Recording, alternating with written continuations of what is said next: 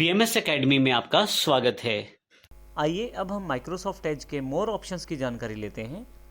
यदि आप यहाँ बिल्कुल लास्ट में चले जाएं तो 3 डॉट्स अवेलेबल हैं जो मोर एक्शंस को रिप्रेजेंट करते हैं। ये मोर एक्शंस का एक मेन्यू अलग से जुड़ा हुआ है। जब मैं इस पर क्लिक करता हूँ तो आप देखेंगे यहाँ पे एक ड्रॉप डाउन मेन्यू खुल गया है जिसमें सबसे पहली कमांड है न्यू विंडो।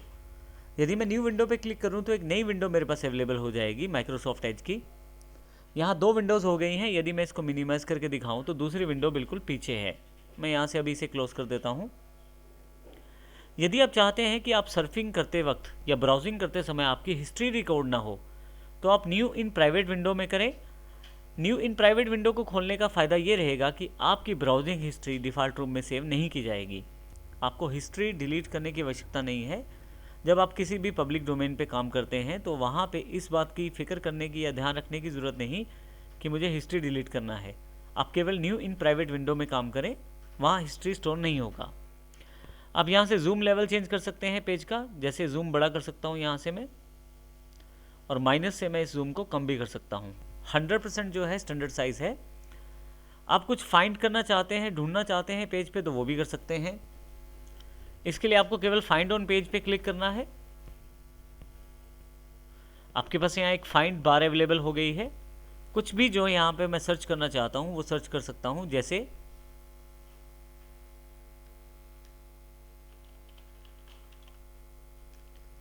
मैं कंप्लीट वर्ड को सर्च करना चाहता हूँ तो 4 बार ये वर्ड ढूंढा गया है। इससे मैं नेक्स्ट पे आ सकता हूँ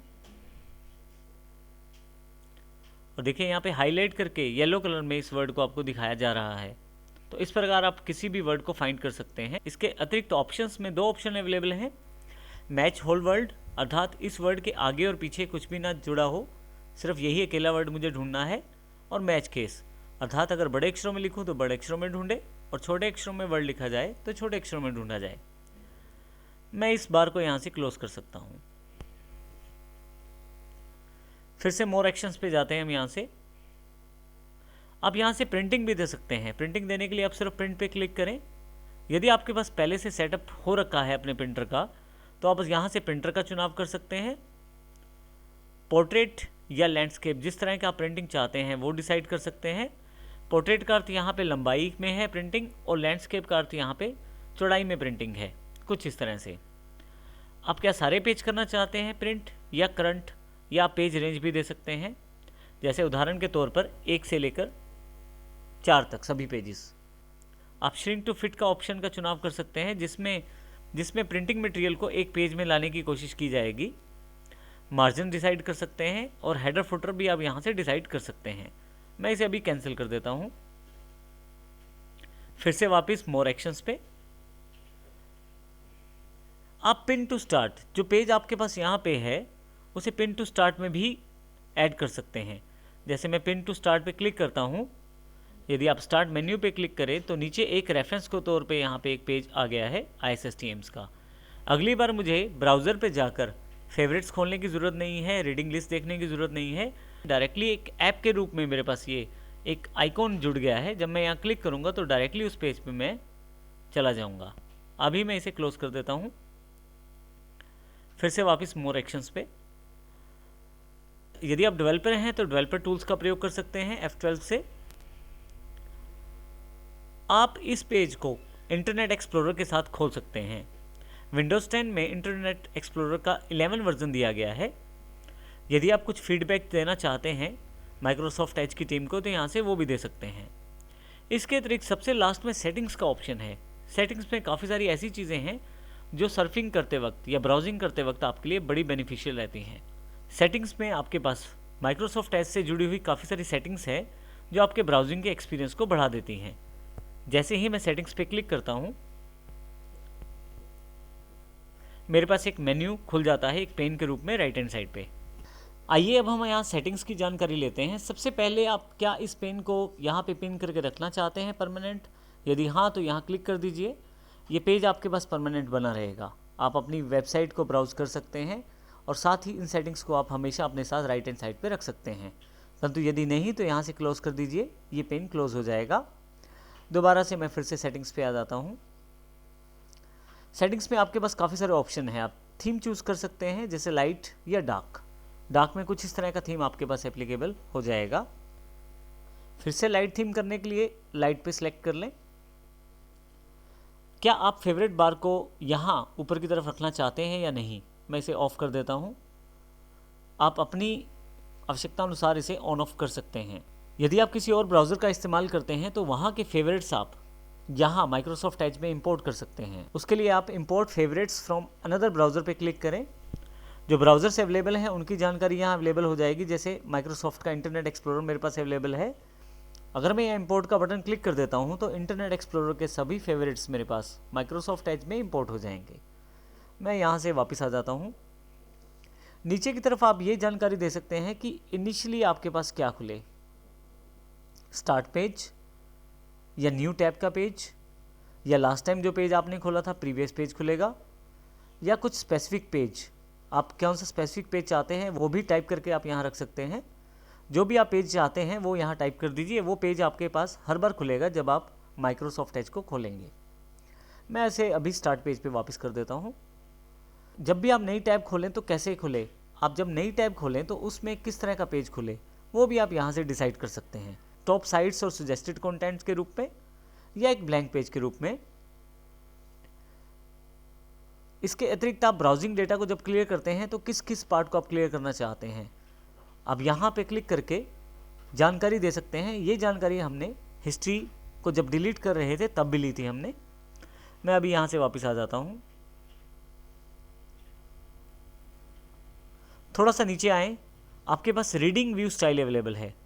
रीडिंग में आपके पास लाइट, मीडियम और डार्क काफ़ी तरह का स्टाइल है। मैं अभी इसे डिफ़ॉल्ट पे रहने देता हूँ। रीडिंग व्यू में आप फ़ॉन्ट का साइज़ भी सेट कर सकते हैं, जैसे स्मॉल, जैसा भी आप साइज़ लेंगे वैसा साइज़ सेट हो जाएगा। रीडिंग व्यू हमारे पास यहाँ अवेलेबल है। जब रीडिंग व्यू अवेलेबल होगा तब ये सेटिंग्स उस पर एप्लीकेबल होंगी। एडवांस सेटिंग्स में इस ब्राउज़र की बेसिक सेटिंग्स के अलावा भी काफ़ी सारी सेटिंग्स हैं। मैं यहाँ व्यू एडवांस सेटिंग्स पे क्लिक कर देता हूँ। आप देखेंगे कि आपके सामने काफ़ी सारी एडवांस सेटिंग्स अवेलेबल हो गई हैं। जैसे कि क्या आप होम बटन चाहते हैं? यदि आप चाहते हैं तो ऑन कर दीजिए। आप देखेंगे कि यहाँ पे एक होम बटन अवेलेबल हो गया है। वेबसाइट्स के पॉपअप्स आप ब्लॉक करना चाहते हैं, ऑन या ऑफ कर सकते हैं आप इसे।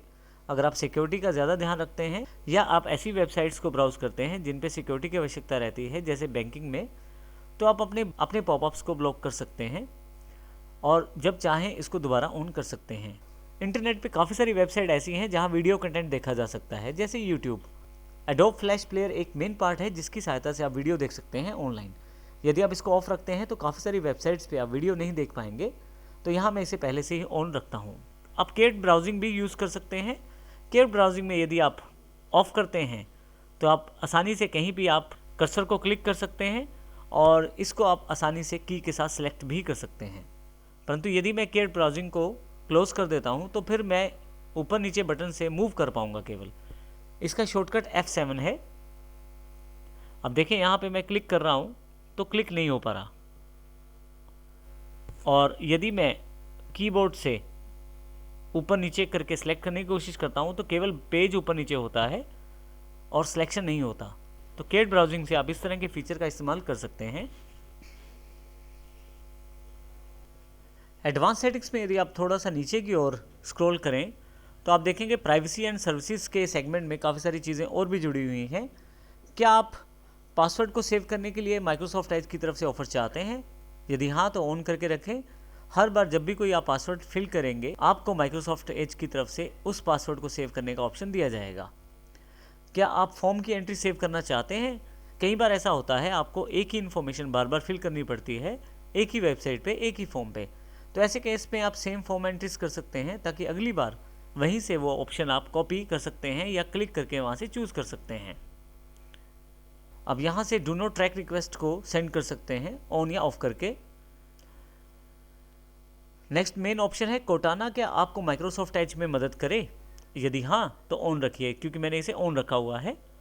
नीचे वाले ऑप्शन से आप अपना डिफ़ॉल्ट सर्च इंजन तय कर सकते हैं। जैसे यहाँ मेरे पास बिंग है, मैं ऐड न्यू करके नया सर्च इंजन भी यहाँ से जोड़ सकता हूँ। क्या आप सर्च सजेशंस को टाइप करते हुए चाहते हैं? यदि हाँ तो यहाँ ऑन कर दीजिए। जब भी आप कुछ टाइप करेंगे तो सर्च बिंग आपको सर्च सजेशंस वहीं पे देगा। क्या आप कुकीज़ को ब्लॉक करना चाहते हैं? यदि हाँ, तो आप यहाँ से ब्लॉक ऑल कुकीज़ कर लीजिए, और यदि आप नहीं ब्लॉक करना चाहते तो डोंट ब्लॉक कुकीज़ कर दीजिए। यदि आप ये चाहते हैं कि आपकी साइट्स प्रोटेक्टेड मीडिया लाइसेंस के साथ कार्य कर पाएँ, तो आप इस ऑप्शन को ऑन कर सकते हैं।